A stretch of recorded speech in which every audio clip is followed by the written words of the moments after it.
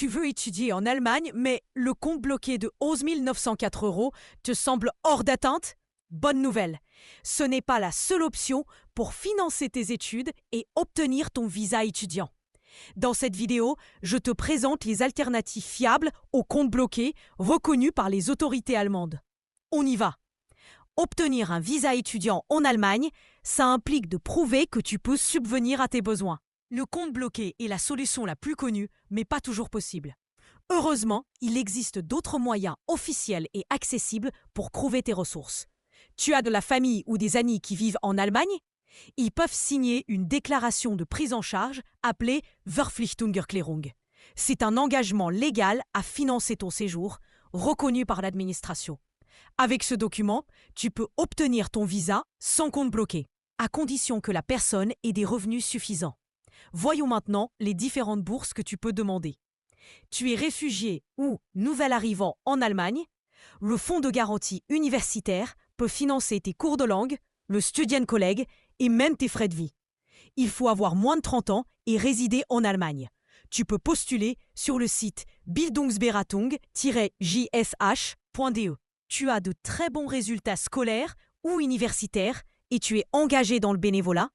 Tu peux demander une bourse d'excellence. 13 organisations en Allemagne attribuent ce type de bourse selon différents critères, parfois religieux ou politiques. Par exemple, Avicenna Studienwerk soutient les étudiants issus de milieux musulmans. Si tu réussis bien tes études en Allemagne, tu peux postuler au Deutschlandstipendium.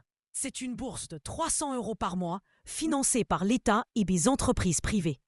Elle ne se rembourse pas, mais attention, toutes les universités ne la proposent pas. Le DAAD, c'est l'Office allemand d'échange universitaire. Il propose des bourses pour étudiants étrangers, surtout à partir du 2e semestre.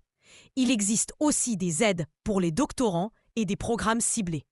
Tu peux consulter leurs offres sur le site www.daad.de. Certaines fondations privées soutiennent aussi les étudiants internationaux.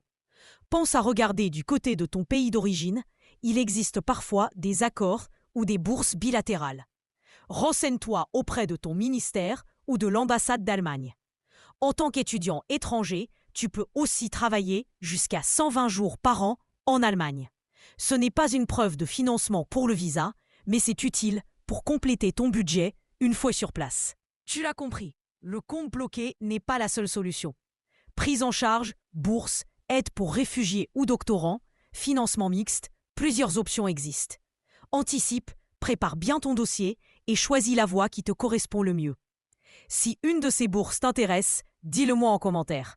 Abonne-toi pour ne pas manquer la prochaine vidéo où je t'expliquerai comment trouver un logement étudiant en Allemagne sans galérer.